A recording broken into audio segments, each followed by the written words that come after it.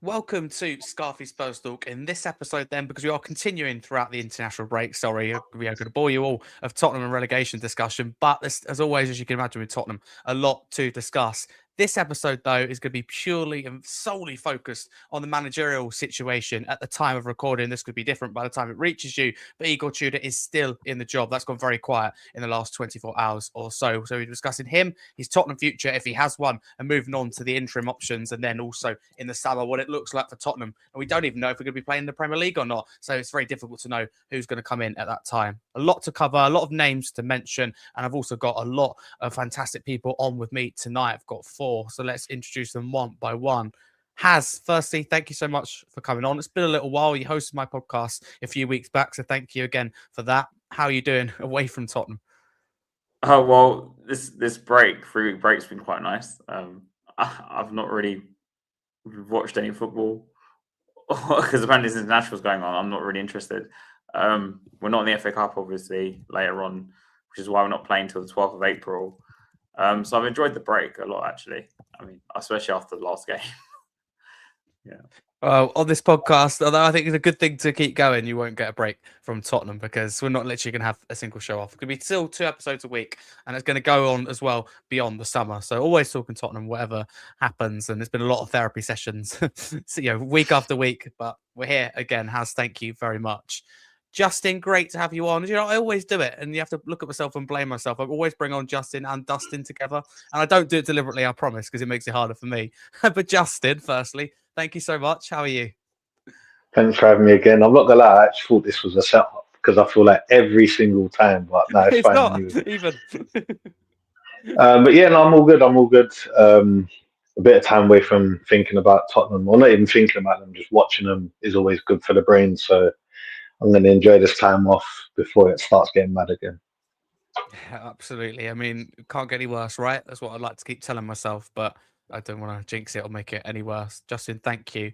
Dustin, thank you very much for joining us from Singapore. I mean, maybe a little less painful. You'll be able to speak for yourself here, but getting up at 3 a.m. in Singapore, knowing that Tottenham aren't playing. You said it can't get any worse, but every time we think that the worst they can do is lose the game, they get red cards, get keepers substituted at 16 minutes. So we're really plumbing the depths here, and I wouldn't tempt fate by making statements like that. I know I'm risking it here. I'm taking the big risk, but touch wood. Literally, it's not going to get any worse. He says, Dustin, thank you. The positivity is leaving me, though, I must admit. It's definitely leaving me week by week, game by game. Philip, thank you for joining us from Frankfurt. How's it going? And also, what's the weather like over here? It's very weird over here. Yeah, it was a massive storm yesterday, like proper storm, but it's been sunny and cold today. It's quite pleasant, actually. A bit of fresh air outside. Yeah, coupled with the lack of Spurs action, as the others have said, quite nice to just have a few days without Tottenham. Looking forward to a weekend without Spurs. Jamie Donnelly's playing for Northern Ireland, leading the line against Italy tonight in their World Cup playoff. So he's playing number 9, so that's something to look forward to. But yeah, good. Apart from that, although the daily news about Spurs, about the managers that we're linked with and stuff, is not helping still. So yeah, looking forward to a bit of debate tonight. The only club as well, by the way, is 7 games to go. That is like the manager's got an uncertain future, and we don't know what is going to happen with the club. At least, still, the clubs down the bottom have a tiny bit of consistency. That's what alarms a lot of Spurs fans, I think. But just a reminder as well, Scarfey Spurs Talk is an award-winning podcast. So thank you as always for your continued support, and also hosted by me as well, Harry Scarfe, Britain's best young football content creator in 2025. So thank you for supporting us as well. While times are all to be tough on the pitch for Tottenham. But let's get straight into it. I don't want to waste any time because there's a lot to get through. Let's start with Igor Tudor then. And Haz, I want to come to you. Hate to be the guy that asked this question, but the appointment in the first place, was it just completely wrong? Well, there's a lot to unpack with Tudor. First of all, I have massive reservations about him because he had no Premier League experience. So for me, I was like not on board from day one personally. But also, he was on a recommendation from Paratici, that's how I thought they got to conclusion to appoint him, who'd already left back in January, and he recommended they bring him in December. Obviously, they didn't do that. They waited till February. They brought him in. It's been February since they brought him in. So I just don't think it was the right point from the beginning. And I think his time is inevitably going to end. I also think, his father passing away, which I have massive sympathy for him for, is another reason why I think they'll have like a mutual consent and he'll go. Because I just think he probably needs some time to himself anyway. But for footballing wise, he was never really the answer. I just don't think you bring in someone to keep you up who has no Premier League experience. You look at even Forest, who've had their 4th manager now. Pereira had kept Wolves up before. And then you look at, obviously, West Ham with Nuno. Nuno has experience of dealing with a situation. They both have experience, dealing with a situation in the Premier League. So Tudor was like not the right person from the beginning, for me at least. Yeah. Haz, thank you very much. Philip, if I come to you, do you think he will leave by mutual consent, and is that the right thing for all parties? Yeah, I think he will end up, leaving on a mutual agreement. I guess first of all, our thoughts are with him and his family and friends, everyone, for the sad passing of his father.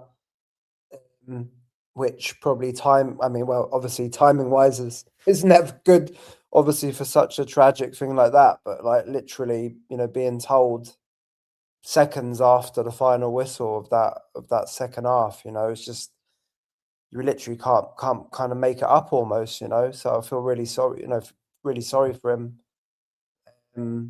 But yeah, I think a mutual agreement, a mutual termination makes sense for all parties.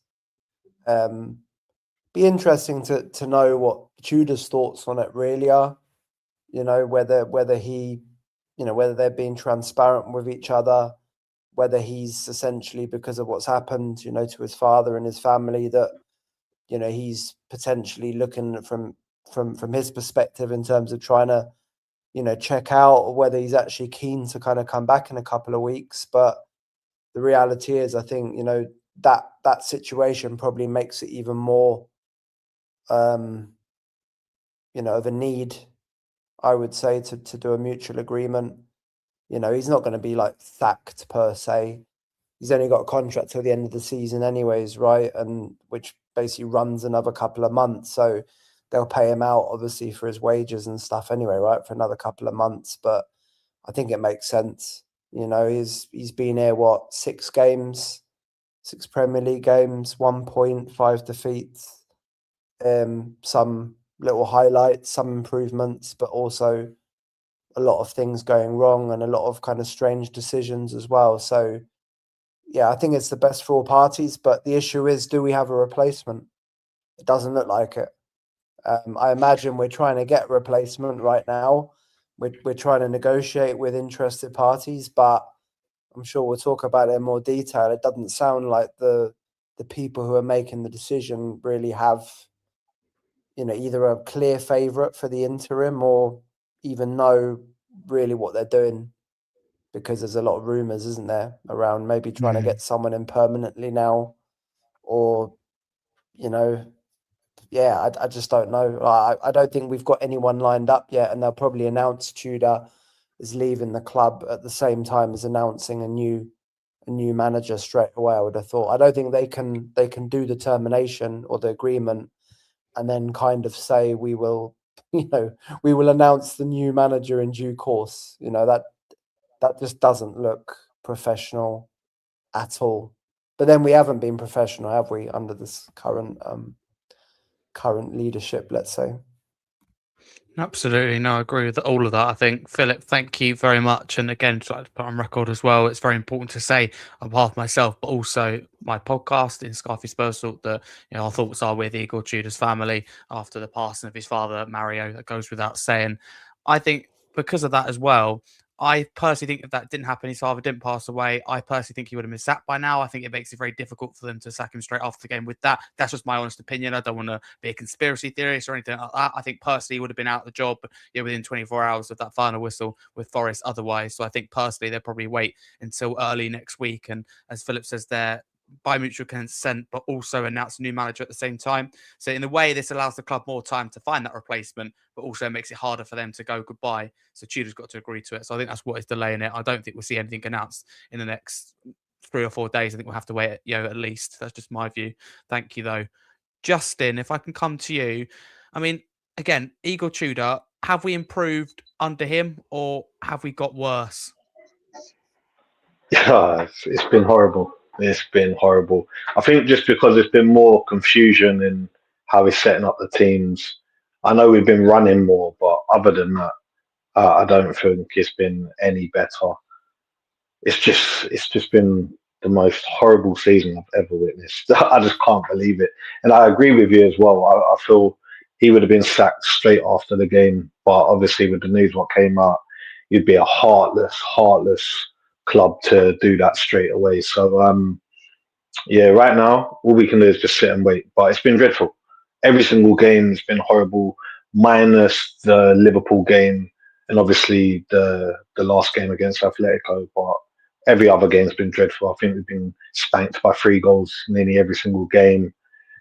I just, yeah, I feel for all of the paying fans because, especially after that last game, I know it's not all on Tudor, but that last game, after what our fans did and came out to support, and for them just to crumble like that, it was, yeah. And yeah, I just don't know what to do. And when it comes for them, his substitutions, yeah, he's already shown he's not the guy for the job. He never should have been given the job, but what can you do when the ownership don't really know what they're doing? Absolutely. I can't understand it. I don't want to give my opinion too much and, go on and on and on, but I just don't understand it. For me, there was, 2 important boxes at that stage, when Frank departed, rightly or wrongly. A lot of people agreed with the decision to, sack him ultimately at the time. But for me, it was a Premier League experience. It was staying in that kind of the Premier. It was also like being in a relegation battle experience. And also you could add a third thing, that affiliation to Tottenham. And there was none of that in there for Tudor. In his own words, when things started to go wrong, I've never been in this position before. I'll never forget when he said that in a press conference. That for me sums up someone, and he still doesn't know what he's got. He doesn't know what he's got to play with. He's still got, what in his eyes, new toys that don't work and should be sent back from the shop. That's what I think the situation is right now. And that tells me with players constantly playing out of position, he doesn't know what he's got in front of him and doesn't know how to use them to the best of our ability. Philip, do you want to chip in? Yeah, I just wanted to add on that. I honestly just think that, Langer is so incompetent, and I think they honestly went for the easy option. Paratici had lined him up, anyways. Paratici wanted him to replace Frank, didn't he, apparently, back in October or November. And there was rumours that they were actually interested in Tudor, even potentially as an option in the summer. So I think he'd already had talks. He was kind of half lined up, but I think they went for the easy option. Someone who basically said yes straight away, who they knew would come in. They probably called a few other people and tried to do something, right? But it proved too complicated and Tudor was there. And I think they trusted probably Paratici's word on that, right? Up to a certain extent. Whereas they didn't, at the end of the day, take into account the fact he doesn't know the league. And when he came into those other clubs in Italy, he came in different circumstances, into teams that were slightly underperforming, let's say, but hardly like rooted down in 16th, 17th, losing 40 games over 2 seasons practically. It's a completely different setup, and he knows the Italian league. So, he should never have been given the job. And I feel sorry for Tudor in some respects, just from a playing, from a managerial perspective, because I think even he didn't realize how, screwed up our situation is. And you don't have time to get to know the players. He's tried, hasn't he? He's tried putting players in different roles, and he's probably thought that he's going to get more out, that they're going to automatically pick up some results, but hasn't happened, and he's got no time to play with, so we're forced to make that decision. And I just think it's just, again, evidence of just how screwed up and how poor our whole club and setup is in terms of the people that are making these decisions. It's a shame. I think it's a real shame. Real shame indeed. Philip, thank you. And Dustin, to toss the coin a little bit, so yeah, we have fair representation on this in particular topic, because we've talked about negatives because there's plenty of them at the moment. But would you stick with Igor Tudor till the end of the season, even though it's probably seen as unlikely? I ask you this because of what we saw at Anfield against Liverpool, where we got the draw, and some would say played very well as well and competed toe to toe with ultimately the team, even though they've fallen off. They won the Premier League last year, and then that win at home against Atletico. Those were promising signs. Would you stick with him, though, because of that, to the end of the year? Because there are some Spurs fans saying quietly out there that they would rather stick than twist. I think it's a complex question because there are a number of things that are working against him. One is that he got the job too late after the transfer window had closed, and that gave him less time to turn things around, and it didn't give him the option of being able to sign players that we had injured. We saw Brennan Johnson, Kudus got injured long term. So I think that if anything, what we did too late was make the change from Thomas Frank. I think the other part about it is that for a lot of teams, when they make a change of manager, they make a change of manager when maybe that's the piece that needs to be fixed. But what we have is a multifaceted problem where we have a very thin squad, we had very bad squad building, we had a very bad transfer window, in fact 2 very bad transfer windows where we didn't sign the players that we needed. And that kind of compounds. So he's in an unfamiliar league. He has mostly managed in Serie A and Ligue 1. And I think that Premier League experience can be a little overrated, but I will say that what has changed a lot in the last few seasons for the Premier League is that because the TV money is so large, the resources that Premier League teams have, to a certain extent, they can sign players that are ridiculously higher quality than a lot of teams. So it used to be a little more equal, but we're really now getting to a point where we have mid-table, lower half-table Premier League teams that can sign players from, the league leaders in Serie A, for example. So I think that we are reaching a stage where the Premier League is becoming a bit of a super league, and therefore the level of competitiveness is harder for new entrants to make an impact, particularly players. I think for managers it's still possible, but I think that getting players in and having them adapt immediately is slightly difficult. So just to bring up a table that I have on managerial changes and how they can affect what happens in the league. There's a table here that's not created by me, it's created by Adam Cleary, and he's basically charted out every team that was threatened with relegation since 2015. And you have outgoing, so which manager was sacked. You have incoming, which manager came in, how many games they have left, and the position they were in when the managerial change happened, and the position they finished in. So anything where you see a dark red cell under finish, those teams got relegated. And you see that the reason I say Premier League experience isn't necessarily the biggest factor is that you have Rafa Benitez, who had Premier League experience with Liverpool. You have Marco Silva. You have Alan Pardew. You have relegation specialist Sam Allardyce, who's been relegated twice in this list as well. So Premier League experience alone isn't necessarily enough. It's also a combination of having enough games to turn things around. And I think that we've made a couple of bad decisions, which is we brought Tudor in. He doesn't have the Premier League experience, but we've also given him not enough games. We didn't give him a transfer window. There's another article I have. Yeah, sorry, you were going to say something? That's right. I was going to say it's a pretty damning table they've brought up there, Dustin. So thank you for bringing it up. I just want to chip in and ask you if you think that we left it too late to sack Thomas Frank, or we would have been better sticking with him till the end of the season and not taking that risk. And some would say flirting with relegation. Would we have got worse under Frank? Would we have stayed up? I mean, it's just a real guessing game. But what would you have done looking back? Looking at it, I didn't see. For me, I didn't see attacking patterns of play, and that, to me, sticking with him wouldn't necessarily have solved the biggest problem we have, which is that we don't play down the middle, and we were very fixated on just crossing. And that's why when Pedro Porro had an injury spell and a loss of form, and we lost Kudus, we basically didn't have crosses from the right anymore. So once that avenue of chance creation disappeared for Frank, that's when his form also fell off a cliff, even though it was already not doing well at that point. I think the biggest mistake we made was not making a stressed purchase during the winter window and changing the manager after the window had closed. If you're going to change a manager, change him before the window opens. Ask him which reinforcements he needs. Get those players, even if it's on a loan. You can't tell me that you go through the entire winter window and there isn't a single player in the world that would improve us. Maybe you don't buy them, you can still loan them, right?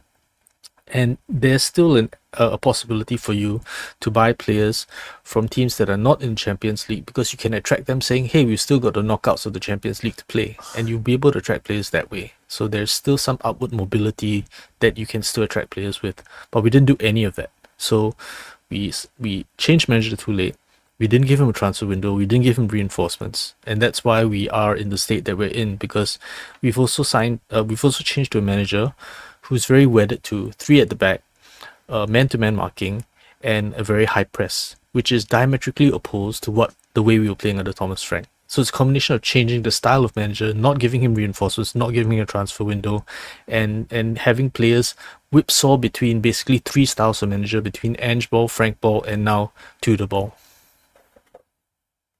Absolutely, all the different styles there. Thank you very much, and thank you for bringing up that table as well. And that was my whole point as well with Frank, was that you make that decision after the likes of Arsenal and Chelsea, which went completely wrong, or you just stick with him till the end of the year. And a lot of people took the snippet that I had something to, some personal affiliation to Thomas Frank. It wasn't that. I just felt that you passed that time where you are now flirting with relegation, and I think that table does support it. Dustin, thank you for bringing that up. But moving on away from Igor Tudor, if we get any breaking news regarding his future, we will, of course, interrupt our coverage to bring you that. But let's move on then to other interim options that have been discussed. We'll start with those that maybe have that little bit of a personal affiliation to Tottenham. The first one I do want to start with is actually Ryan Mason. Here's a picture of him on screen with the Europa League trophy.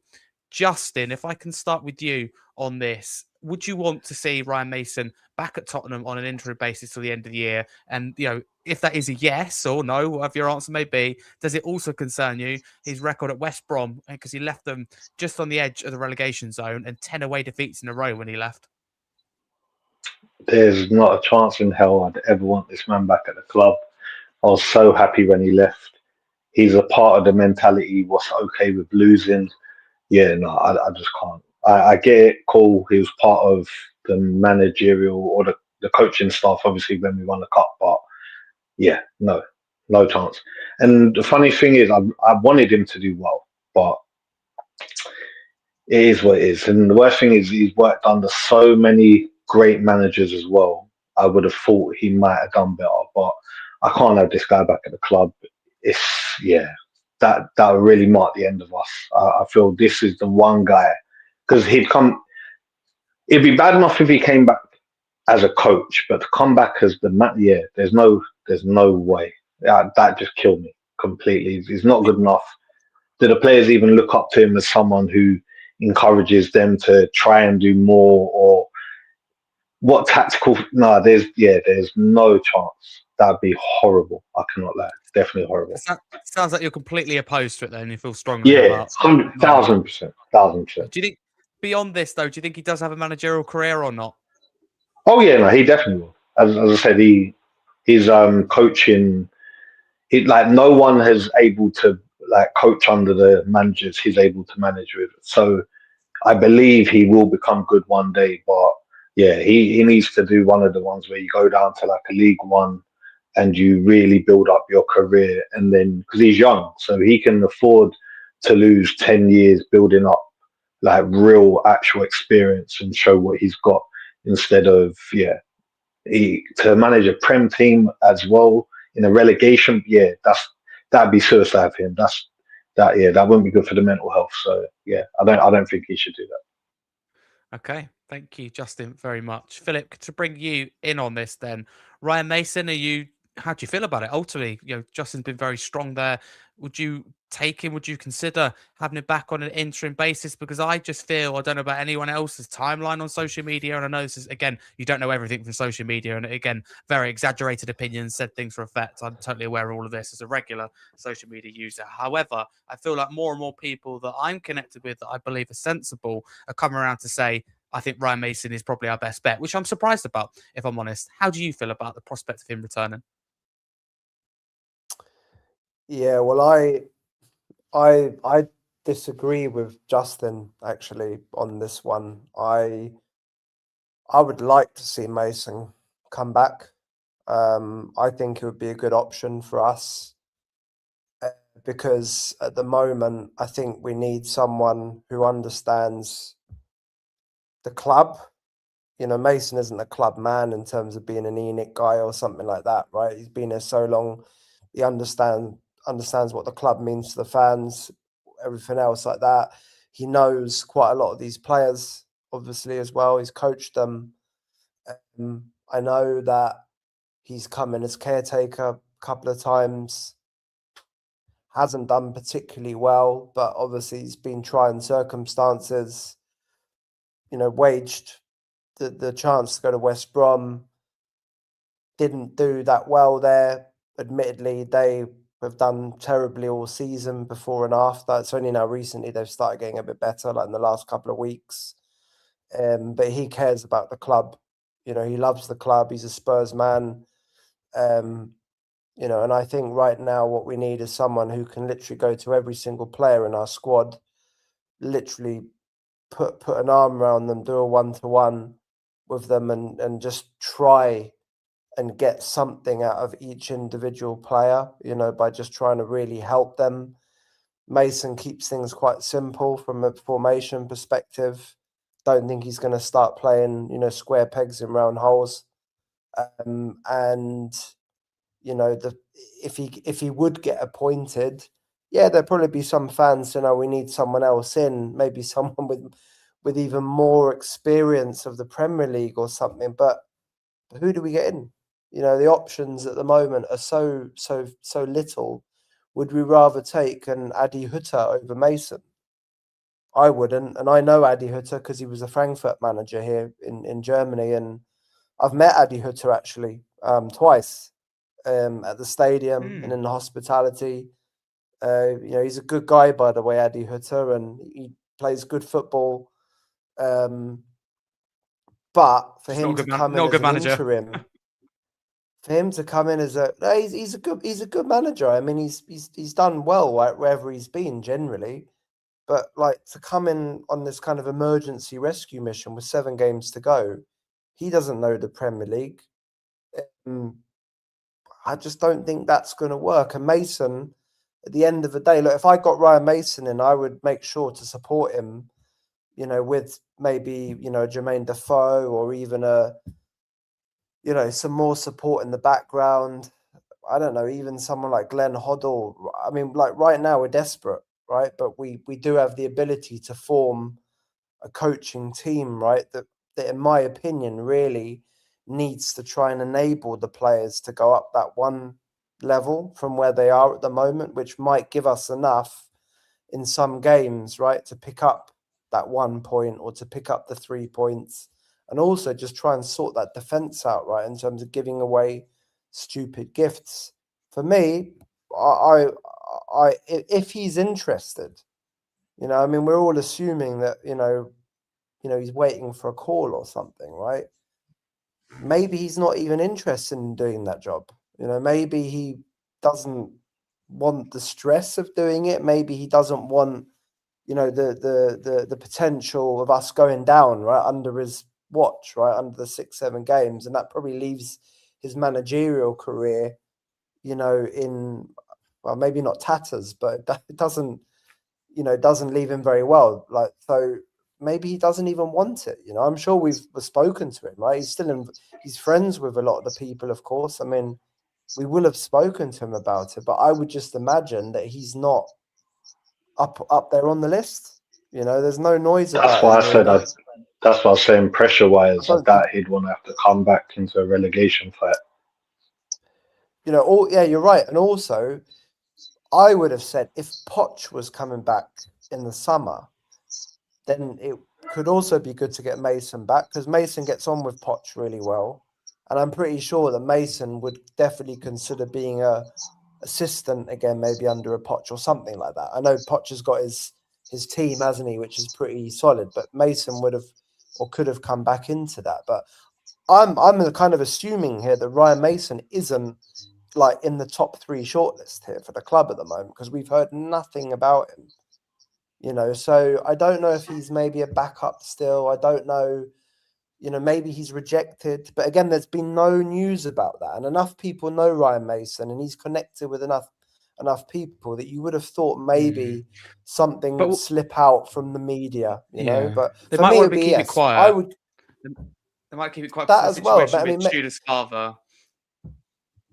Maybe again, maybe they really are going out on all out on Zerbi to try and get him in now, right? Literally for next week or something, or in 2 weeks. That maybe they're going all out for him. Look, he's favourite in the odds, with the bookmakers. There's been lots of noise about it, and maybe Mason's a backup. But again, I'm not even sure about that, because Fabrizio Romano is saying that he's not an option now, and he will, being in Italy as well, will know probably what the situation is. Damasio also was saying that he's not an option, right? But anyways, look, for me, I would prefer to keep it simple. I would prefer to have some kind of Spurs history in there now, right? In terms of the new coach, some combination.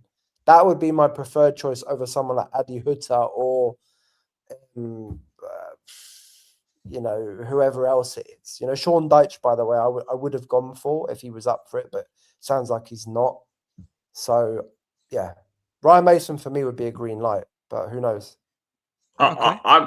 I don't really agree with that. I don't really want Mason again, because this week turn number 3, and I think looking at his record at West Brom, it's not looking pretty. And I just don't think you can bring him in and expect him to suddenly fix our form, considering his past inconsistent success with even better players than we have now, to sort of get us out of this trouble. I'm with you in the sense, though, Philip, that we need to bring a group of people rather than just one.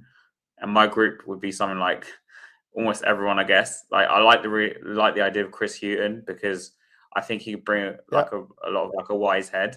But also, I like the idea of Harry Redknapp in and around, because I'm not as exactly as the coach or even like the person literally standing, on the touchline.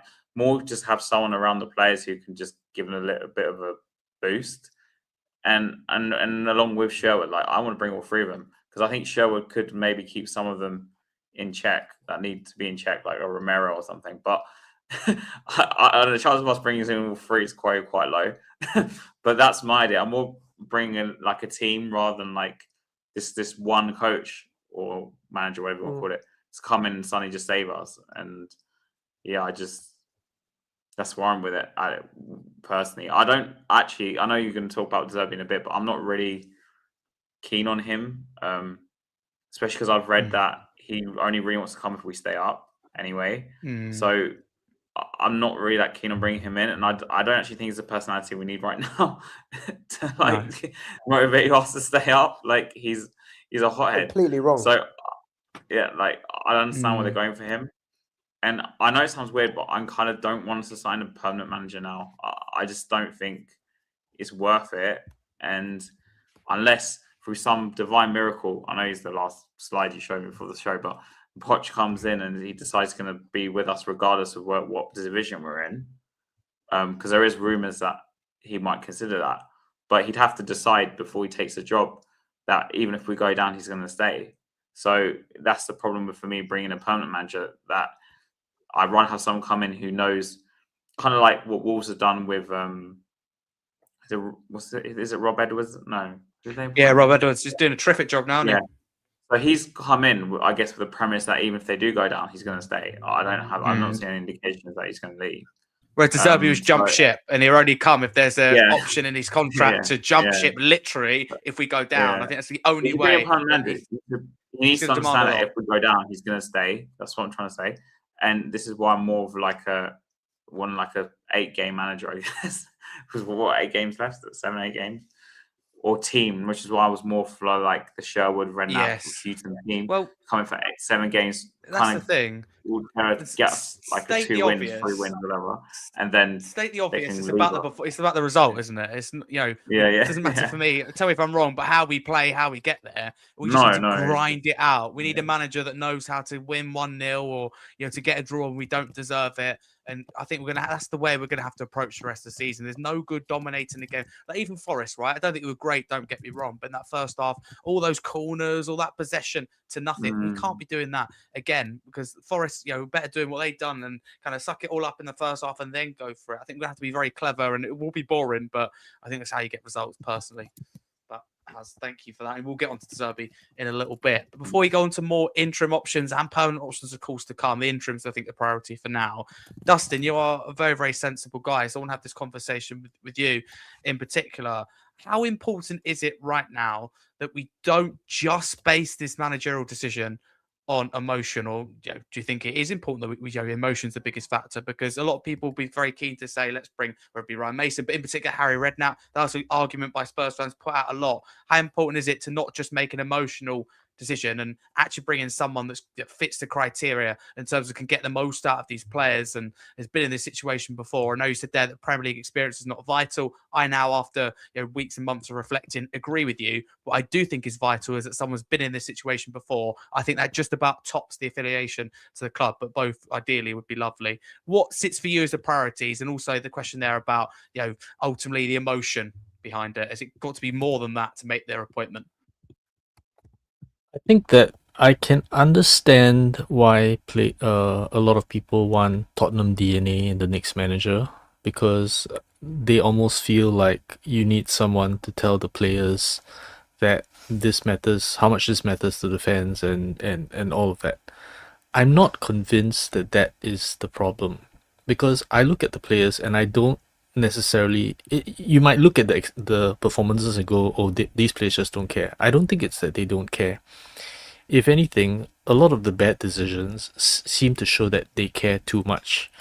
The red cards, the Porro, losing his shit over being substituted. The impression I get is that the problems that we have in the squad aren't that the players don't care enough about the fight. I think it's that the squad is so badly balanced that there's a lack of quality.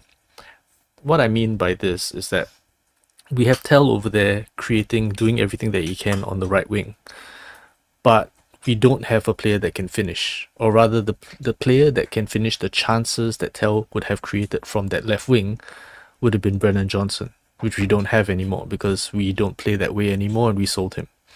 Right, so what's happened is that we've got a very bad squad balance, and what we have is the lack of technical quality. We have the lack of passers that can pass in the middle. We have the lack of players that can take the ball and on the turn and progress the ball up the center of the pitch.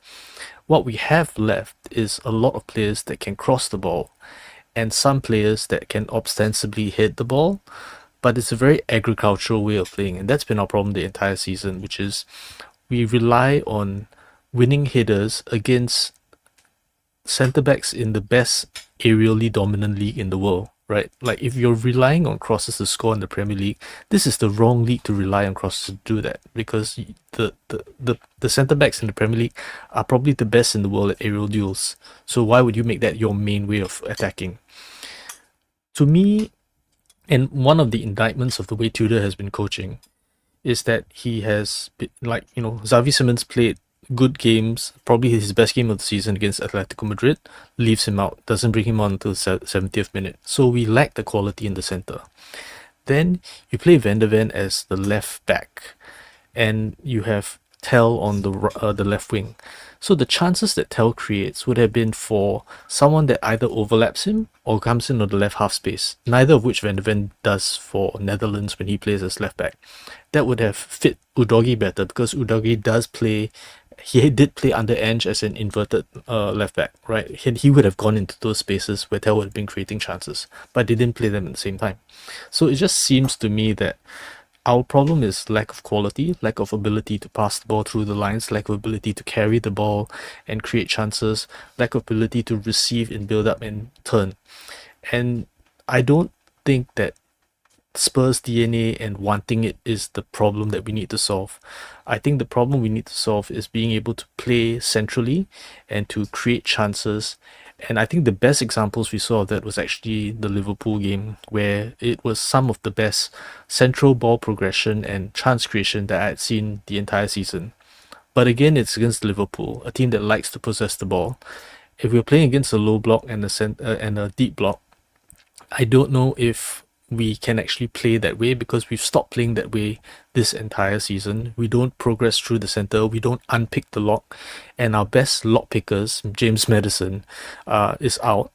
If Kudus is back, we have a chance, because I think that Kudus can play on the wing, which he has for us, but he can also play as a 10. He does for Ghana, and he is a player that can possibly help with unpicking those deep blocks.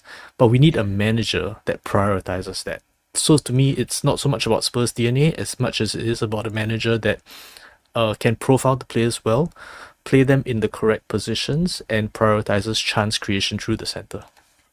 Okay, Dustin, thank you. I agree with you. And I also think that for me, we prioritise the defence because of the players we've got out. And, if/when they come back, that's totally different. But I think it's very unlikely Kulusevski kicks the ball, for example, this season again. We've seen limping. He said he's all okay, etc. But again, if he's limping, he's nowhere near. That tells me, whatever he's going to say about that. But ultimately, we need to concede less goals. If you're conceding 3, and Haz, I think you're the one who said it, 3 most weeks. That is absolutely the case. You're right. That's just not sustainable, because I don't know about any of you guys. I look at our attack. I don't think we're capable of scoring, 1 or 2 sometimes, let alone 3 or 4 if we want to be ambitious and try and win the game. So that for me is the problem. Solve the defensive issues and build up from there ultimately. And I think if you play on the counter, we could get a little bit more success. Of course, we all want to dominate. We all want to play good football, but let's just stay in the league. Worry about styles. Hopefully, when we're in the Premier League this year, and we can worry about who we bring in to represent Tottenham and stare us to do. Worry about that after, in my honest opinion. But more interim candidates then, and some have been thrown into the hat amongst discussions, but I do want to single them out individually and focus on them.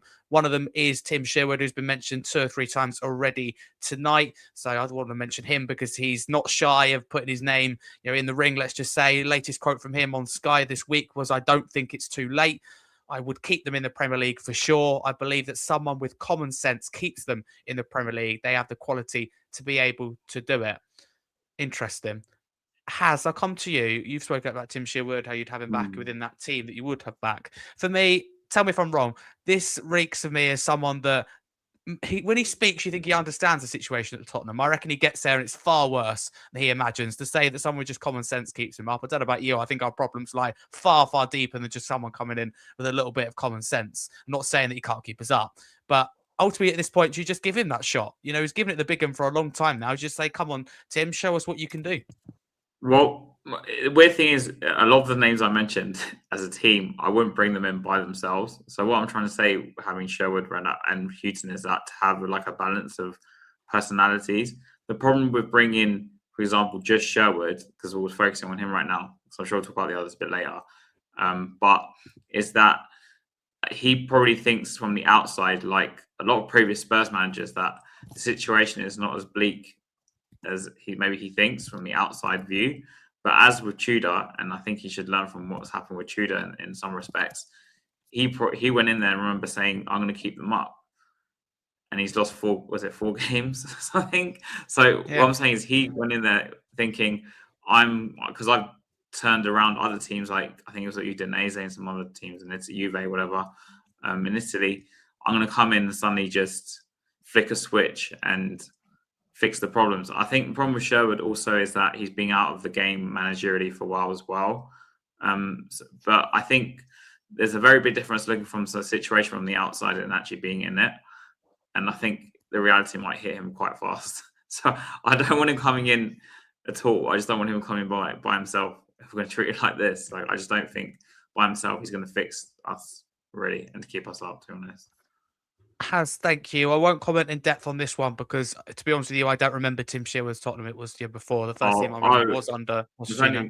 I remember it. I remember it. Yeah. You remember it? Yeah. See, I don't. So I Yeah. won't say necessarily I want him back or not. I personally feel from Yeah. listening to him, I think he'll want to do it on his own. I think it's a little bit of one man syndrome in terms of, look, I'm going to keep Tottenham up. Look at me. I'm a hero. And if he, takes us down, it wouldn't surprise me if he, as soon as we were, it was automatic or close to being confirmed that he would literally, do a runner. I think that's what he strikes me as, a huge risk, but it could pay off. And we'll certainly be hearing about it for years to come from him if we do. But yeah, that's Tim Sherwood.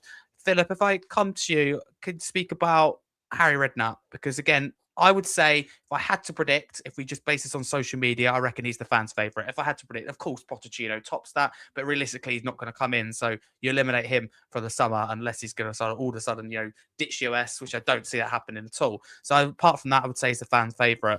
A lot of people, though, that are opposed to this would also go, look, he's way past it. The game's moved on. And I think they'd be right to say that. However, there is also as strong of a case to bring him in. Where do you sit on this one? Because ultimately, these conversations and discussions are not going away, and we don't know how the club feel about it behind the scenes. But it'd be interesting to see if they're having these same conversations us fans are.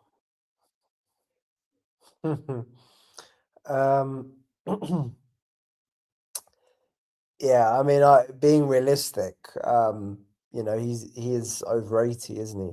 I don't know if he's 80 or 81 or something. I mean, he's been out of the game for what, 15, 16 years, practically. Could he motivate game them, has motivate the players? The game has changed as well. Theoretically, yes. I mean, Harry's Harry, isn't he? He's unique, right? He's a legend of the game, let's say. He's a bit of a cult status, cult figure, isn't he, right, in terms of what he's done, how he is, everything about him, hanging out of car windows, on deadline day to, basically telling the players to just go out there and run about a bit, kind of, and have fun, get there. Say, let's get the band back together. It would, it would be, you could imagine him just literally getting on the blower and, calling, Jermaine Defoe up and calling Crouchy and I don't know what, right? Getting a little team of guys back, to be that little coaching setup. Probably get Hoddle in as well, just on the side, It'll be fun to have him back. If we appointed him, I wouldn't be against it. There's no reason whatsoever, personally, as to why I could say, he's going to be worse than someone else. As I said, especially if we're comparing it against someone like Adi Hütter, who's got absolutely zero connection to English football and to the club and anything else. And one thing that Harry Redknapp would be able to do, I think, is raise the vibe of the team. As Dustin said, we need to anyways probably just make sure to change or adapt the way that we're playing to obviously go through more the centre. I think Kudus is obviously coming back. I think Harry would keep things simple. I wouldn't be against Harry coming back, if it was a realistic option. I can't see it happening. But again, I would be up for it because I think at the moment we are, to be honest, we're in a desperate situation and there's very few options. And he is someone that would come in for 6 or 7 games and, yeah, as I said, just try and raise that vibe, and he would keep things incredibly simple. But again, he would need the right people around him. He would need support. He'd need the likes of maybe someone like Defoe to come in as a coach. Maybe even he would get Mason back or something, but I doubt it. A Harry and Chris Hughton combo, I think, would work. And look, the more people talk about Chris Hughton as well, like Chris Hughton was not unsuccessful as a manager. He did a good job at multiple clubs. He managed at the highest level at Newcastle as well. He's a mini club legend, right? He played for us for many years successfully as a right back. And, I think that some kind of combination with Chris Hughton, Harry would work as well. The only thing, as I said, is he's 80 and he's been quite vocal in the media about it. And I don't believe that he is again in the top 3 or top 5 shortlist. I don't think he's a realistic. I don't think he's an option for the club. I would consider him, absolutely. Why not? You know, he's burning for it. He wants it. You know, he's probably sitting at home on sandbanks, you know, with a cuppa, like literally waiting for his phone to ring, just praying. You know, he would come in and you know, it would be. To be honest, it would give the whole club a bit of a boost, right? Can you imagine Harry Redknapp coming back? Like, and all the media, they've been anti-Spurs, haven't they? Everyone's wishing for us to go down. All of our rivals, anyway, all of our friends who support other teams, you know, they all are praying for us to go down. And the media is as well, to be honest, just for the headlines and for everything else. But if Harry came back, it would create something. It would create some energy. It would create excitement, I think. So yeah, I would be up for it. Honestly, I know some people might say as well, like he's been away, like tactically. Will the players respect him? Will some of the foreign players, you know, respect him that probably were like, you know, were still at school, you know, when he was managing and stuff? Do they even know who he is, kind of thing? You know, like I can't answer that question. But yeah, for me, I would be fine with him coming back. Be fine with it. Okay, thank you. Before we move on to one or two their managers that are more likely to be permanent options the summer beyond, I won't rule it out, but more than likely the summer. And then also we're going to end with some comments and questions in the final kind of 5 minutes or so. But I just want to very quickly give my opinion. I personally believe that the players need an arm around their shoulders. I think they need to be lied to. I've tried to say this for a few weeks. I think they need to be told, look, come on, we're better than this. We shouldn't be in this situation. And whatever you think, Harry Redknapp, I'm not saying he's the right guy necessarily, but he's the type of person that he strikes me can do that. I think at this point, tactics goes out the window. I think, Premier League experience goes out the window. I don't think it's going to work this, insane kind of like tactician and kind of man manager that we've seen, for example, like we had under Conte, for example, that constant micromanaging. I don't think we need that. I just think we need a lift. We need to tell them, go out there, enjoy it, play your football, work together, be a team. We need unity and we need just to lift that positivity back in. That's what I think we need. And the fans will deliver that energy as well. We just need a manager to be able to do the same, in my view. Look at what the fans done before Forest. That, for me, if I was a player, that'd spur me on. So I don't know what Tudor said to him. And if also you're a player, I think you've got to look at yourself. You haven't spoken about that tonight, right? I don't think the players have the fault for everything, but they're the ones out of anyone that has the most power to change the outcome on the pitch. I think any of us on the panel, tell me if I'm wrong, if we saw the scenes we saw before the Forest game, would be lifted by that. I'd be flying into tackles, of course, not in a stupid way, but I'd be absolutely up for the. I honestly would. I'd have to really be careful to control myself because the energy. Did you see that Nicky Butt had an interview about us, how our fans did it, and he was saying it was like the opposite. I didn't agree with him. He was saying it's the opposite, it put extra pressure onto our players. And I get if you're used to losing and you're just a team full of weak mindset players, but I just can't see how a player wouldn't have been wanting to be up for it. You know how important this game is. It isn't just another game. This was the game you needed to win, and the fans all stepped up. So to hear an ex-professional say that it was too much pressure for the players just says it all, to be honest. I understand that, but what it also does tell you is that you can't have it either way. Like it's the irony of it is beyond belief because some of these players have been very quick to hint at, and some have been more vocal, even Vicario or Porro been kind of questioning the fans a little bit, and Thomas Frank took that route as well. And I think you have to be careful when you take that route. They say that the fans are not with them. That's the fans with them. So which way do you want it? That we're not fully behind the team. You can't have it in between. You're all in or not in it at all. And those that organised and worked so hard deserve a lot of credit for what they've done with Forest, but they must be scratching their head deep down, even if they don't admit it, and going, why are we bothering here? And that's a shame on the players, in my view. And Tudor has to take that responsibility. Go on, Philip, chip in before we move on. Can I just say, just on that point as well, like just quickly, that should be enough. It should be enough for the players just to see that we do care, and that they shouldn't need that. They shouldn't need that lift.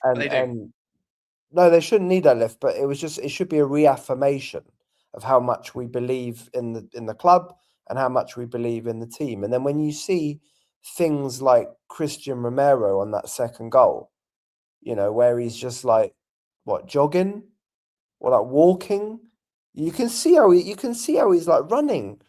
it's like disinterest and stuff. And there'll be some people saying, "Oh yeah, but Romero, whenever he got the ball, there was no one for him to pass to, and he got frustrated."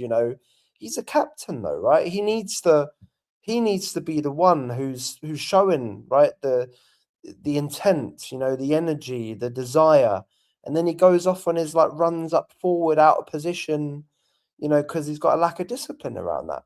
But all those fans coming out, that they expect the players to give 100%, and when you get your captain and doing things like that, it's just like, come on, guys. I mean, seriously, it's just so disappointing. But yeah, look, the players shouldn't need it, but they're just lost, aren't they? Somehow they've got zero resilience. As soon as one goal comes in, as soon as that Forest goal comes in from their first corner or their second corner on the last kick of the half, they're just dead for the second half.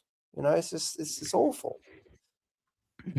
Philip, I totally agree with you, but that's exactly my point. I think at half time, God knows what Tudor said, so I don't want to put words into his mouth what he did or didn't say, but I'd be saying, don't worry, it's okay, keep going, focus on the positives. We played really well, the goals coming. I believe that Tudor would have gone in there and shouted at them at half time, and we're all angry, I get that. I believe that's what he would have done, and I think that's what goes wrong, because there's a low confidence in that dressing room. I think there's a really poor mentality. It's been here for years, by the way, let me just add that. I don't think it's, Frank's fault, Tudor's fault, anything like that. I think it's been a consistent problem with mentality. And ultimately, when you've got a poor, weak mentality upstairs, you've got non-footballing people making footballing decisions. It's going to come down. It's going to trickle down into what's a rotten club ultimately, if we're being all honest about it. But that's enough of me going on and on and on, because I do want to talk about a couple more names. One is Roberto De Zerbi. Sorry, Harry. Harry. Before we move on, do you mind if I just weigh in on Redknapp for a second? Yes, please do. Yeah, I think that for all of the Spurs managers with Spurs DNA that we're discussing right now, I think there's a reason that despite having been out of coaching the longest, right, Redknapp fits that bill the most. Because if you look at the other managers, Sherwood has spent more time as a pundit, and he spent the entire season digging out our players. Houghton has a decent record, but his last thing was with the Ghana national team. He hasn't coached since 2021. The league has changed a lot since then. So if you're talking about a coach being out of touch with the league, if he hasn't coached in the last 3 years, because the league has changed so much in the last 3 years, if you haven't coached in the last 3 years, you're out of touch anyway. So being 10 years out of touch, 6 years out of touch, or 3 years out of touch, I think it's much of a muchness. I think the reason why Redknapp represents kind of the best chance we have, even though he hasn't coached for so long, is because the man motivation part, the media manipulation part, which we actually need. It seems like press conferences are just press conferences, but actually it forms the narrative around the club, and he is one of the managers that can actually handle the media, and he can turn the narrative around us, and that has a net effect on the players as well. I think the other part about it is that people like, oh, who will know Redknapp? Which of the players will know him? They may not know him, but he can tell them, I coach Modric, Bale, and Van der Vaart in the Champions League, and that will be enough for players. So it's a combination of those things. I think that if you want a Spurs DNA manager, and the truth is we have slim pickings, because a lot of Spurs managers have not gone on to be great managers. We're looking at Klinsmann, we're looking at, if you can't really think of that many Tottenham DNA managers that are really, you don't have a Zidane there, you know what I mean? So if we're already looking for Spurs DNA, I think Redknapp is the best of what we have that combines a number of strengths, and the media, being able to control the media, being able to play an attacking style of football, and being able to talk about managing Spurs in the Champions League. He's probably the only one that can do all of those things. Dustin, thank you very much. Very good point. Absolutely. And those players he has coached, that surely is enough to get any player on side. You would have thought. Who knows, though? Dustin, thank you. With these players, you just don't know, really, if we've been honest. But Justin, I come to you. Talk to me about Roberto De Zerbi then, because he's a guy that will demand a lot, and he'll be very specific in terms of his contract, and again, in the window. So that, I think, is be probably the most difficult. I personally think they'll be eyeing up the United job, etc., if they don't go with Michael Carrick. But to focus on De Zerbi with Tottenham, it does look like more of a summer appointment. But how do you feel about this, both on a personal De Zerbi level in terms of the man as a whole, but also as a coach and what he's, his previous career didn't work at Marseille, for example, but some would say a lot better at Brighton. Yeah, I'm not a fan of him at all, to be honest. I just feel like he's a bit of a hothead. Obviously, he does like to battle with referees, so that might help us in some way. So I just feel like no one says anything to our referees and they just violate us every game. But outside of that, yeah, I'm not a fan. I'm not a fan of anyone who goes to Brighton. I just feel their model, how they've set up as a club, you're gonna do the substandard. Like, you're not gonna do excellent, but you're not gonna do poor. Same with like Brentford as well. Their best ever managers left their club, and now their new managers moving like their best ever manager. So I don't really rate him too highly, and especially as someone who's already coming in looking like he wants a relegation clause. It's little things like that. I just feel like it's not needed. I want managers who really want the job because they want to do something at Tottenham. That was one of the things with Ange, what I liked about how he spoke about actually being the manager of Tottenham, just being proud of giving that opportunity to then try and do great things. And I just feel like he's just someone who doesn't really care, but just a stopgap type of club. And I'm fine with that with players. But when it comes with managers, I need the manager to have the ambition to want to push this club into the best club, even though we know it's very hard, especially through the history of managers, what we've had. So yeah, I look at this guy and I just think, please don't even touch my club. And then I could just see him, no. Before I say reckless stuff, I do not want him at my club. Before you do want to go into detail there, that's absolutely fine and understandable. And of course, I encourage everyone to be careful what they do say. But to stick with you, Justin, hypothetical though, I know that you are strongly opposed to Zerbi, completely understand why for various reasons, whatever they may be, but obviously the obvious. But if I said to you now that, De Zerbi would be happy to join now, do you think we have a better chance of staying up under him than Igor Tudor? And if we do, is that a risk worth taking, or do some things matter more, whether it be morals, principles, having someone that is respectful, and what matters most in this situation we're in? To be honest, I just feel we need someone who's not going to have to be worrying about their managerial career if they go down right now. And it's got to be very hard to find a manager who's prepared to do that. And I just don't feel De Zerbi's really the guy for it, to be honest. He can do certain things. I just feel like we've not got enough games. Our squad's depleted this year. I feel like I'll be surprised if there's any manager who's been in the Prem who really wants to come to us at this time right now. That's why I'm not surprised that loads of managers are happy to come to us who've never managed in the Prem, because this is your great opportunity. But yeah, I just feel like it will just crash. It will crash and burn so quickly. I just prefer not to even go through that drama. Okay, Justin, thank you very much. Haz, if I come to you before we divert away from De Zerbi, because I know it's a difficult topic, but for you, I want to get your thoughts. For me, De Zerbi strikes me as probably a horrible man, if I'm being honest with you, and I don't even know him, but that's my assumption. A guy maybe with no principles, no morals, and very egotistical, puts himself before anyone else, and very aggressive and very difficult for everybody and probably anybody to handle him. But I think it's hard to deny that at Brighton that he did have success at times there. Would you be open at all to him coming into the club, whether it be now or if in the summer? Of course, if we go down, he will not be interested for his own career. So talk to me about that. And again, just to provide some context, people wondering why we're hesitant over De Zerbi without going into too much detail. Mason Greenwood was a player for Marseille, and De Zerbi not only played him, but some would look at it and go, he openly, backed him as well. And I think they had a bit of a relationship, if I had to assume, off the pitch as well, from some of both the De Zerbi and Greenwood's comments. So I think that's why fans will be hesitant. So yeah, give me your thoughts on Roberto De Zerbi. It's not the only one as well. There's another player, Eli Wahi, from I think Montpellier, who had That's the one I was more thinking of as well. Yes, so De Zerbi has enabled a number of abusers. He's enabled a number of abusers. And what's interesting as well, just to chip in before I go to Haz, Greenwood said it was the worst day in his life for some time when Zerbi departed the club. Little comments like that show the relationship between player and manager that goes for me a little bit beyond football. Haz, talk to me about that then, because ultimately there is a principal question here and there's a coaching question here. And I understand it's difficult to answer, but I think it's a reality of what we face and it's something the club will have to decide upon. Well, considering how the way Tudor's gone, I don't think bringing another disciplinarian, as they kind of named him as Tudor's disciplinarian or a hothead, is really going to work at this time anyway. So that's why Zerbi for me is a write-off in that respect. And long term, I just think they've got Zerbi there as like an option, because if by some chance they don't get Poch, I think he's like an ex-Premier League manager. So they're probably looking at him and thinking he's got experience with Brighton.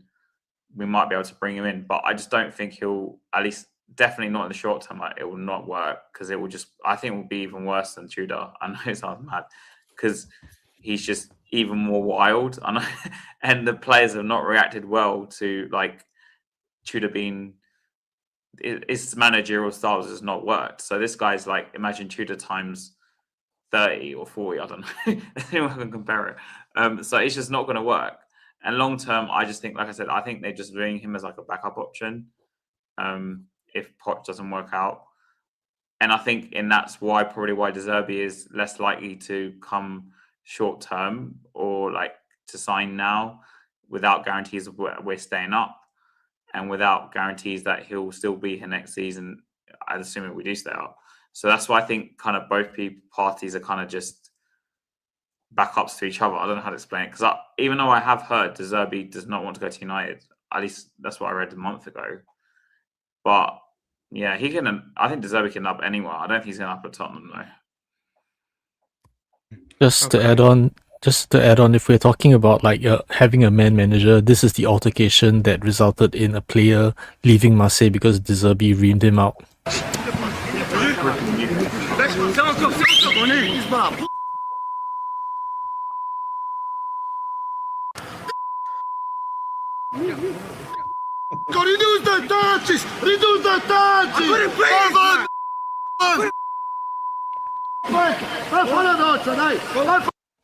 So imagine Zerbi and like Romero and Pedro Porro going at it, right? It's not what we need.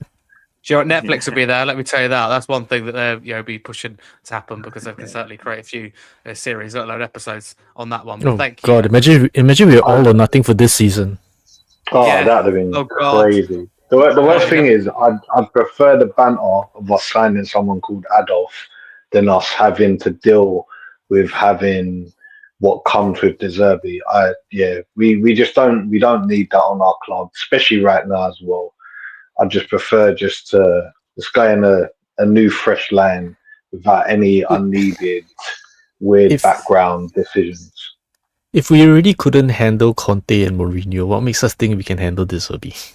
He's going to be even worse. He's worse. He's an even more unfiltered Conte and Mourinho. He's like more volatile than they are. What makes us think that we can handle that? The worst thing is, at least for Conte, there was Paratici there to be a little bit of a buffer. Right now, is Lange a strong enough person to be telling him what to do? Is Vinay, does he look like he's ready to? And this is where my problem is as well, because these are the people who are picking the next manager. This is where I'm worried about. Lange is not strong enough to work minimum wage. Real talk. Real talk. Let's not start with them. This could be going all night, I thought, so we've all got to go in a minute. Just to read out a few comments, though, that's it from the guests. We'll find out we can find them on the socials in just a second. But to go through some comments, because there's so many of them. So if I haven't read out your comment, I'm very, very sorry. Please do comment the same or get in touch with what you said, and I'll have a conversation with you. All bring it up on the next episode. There's so much to fit in, as you know, right now. So much to talk about with Tottenham. Just pick out a select few then. Dan Gay says, bring in Sherwood, so there's Jermaine Defoe, Dudley King, Harry Redknapp, to show that we are Spurs. There we go. Robbie says keep Tudor and bring in Slaven Bilic. That's the number 2. I've heard it all now. Got Mash Joe saying greetings from Sydney. Oh, big up. He says I can see Spurs beating Chelsea and then losing to Everton to go down. That's in Tottenham for sure. Typical Spursy.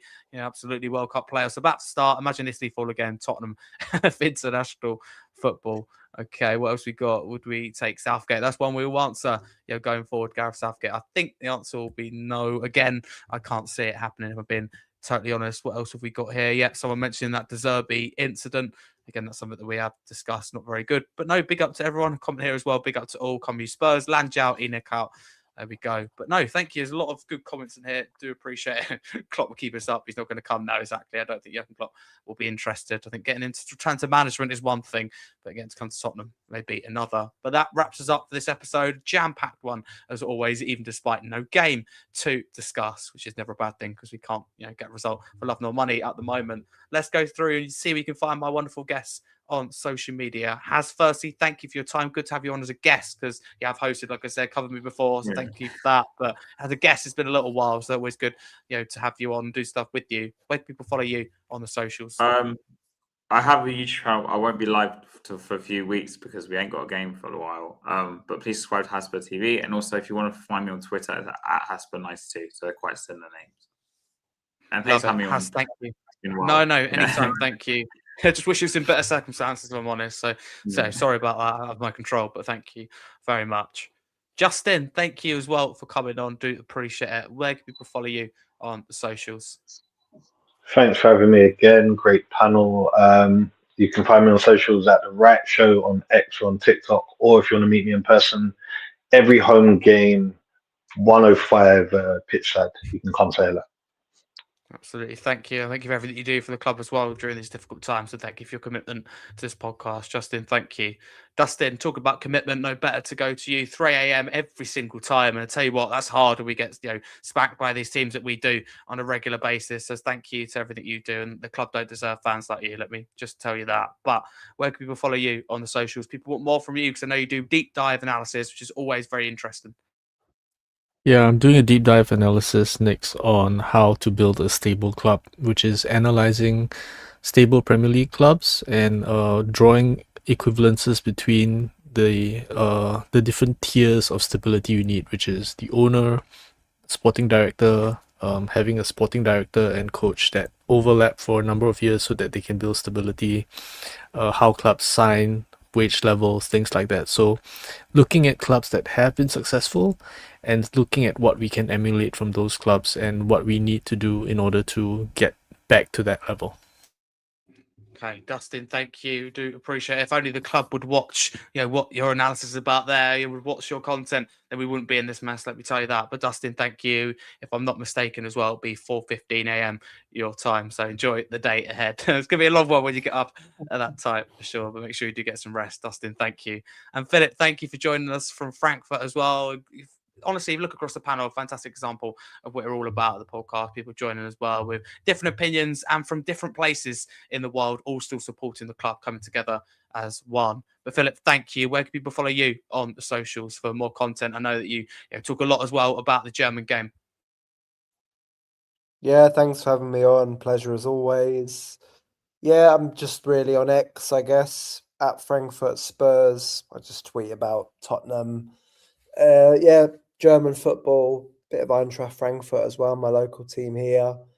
If anyone is interested in setting up a Tottenham Hotspur supporters club, official one, or interested to know how they work, then you can hit me up as well because I've been involved in doing that here in Germany. I'm on the board of an official supporters club.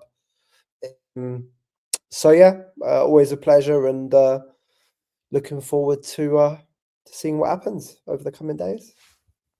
Exactly that. Well, I am looking forward to it. But I'm also worried because Tottenham have to get this right. So many times we got the managerial appointment wrong and this club have made so many mistakes. I don't know about you, but I have absolutely no confidence. But I hope that we do get it right because we have to get it right with 7 games to go. It's do or die territory now. But thank you very much to everyone that's listened to this episode of the Scarfey Spurs podcast. Want to end as well with a very good piece of news. So if we look at just YouTube, that solo platform, net public views lost across the last 30 days. We beat the likes of Last Word on Spurs for 2 months running. So proving that it's not a fluke. So thank you very much. Scarfey Spurs Talk is here to stay. It's here to compete, get his elbows out and deliver Tottenham content. So thank you very much. One of the only Tottenham podcasts as well, may I add, that is award-winning and also delivering content in the international break. But your support means a lot, all together always. Thank you very, very much. And, big up again. I said it earlier, I'll say it again to all those that put so much into those ultimately coming together efforts before Forest that was executed absolutely perfectly. And it's a great example from learning from things that didn't go right.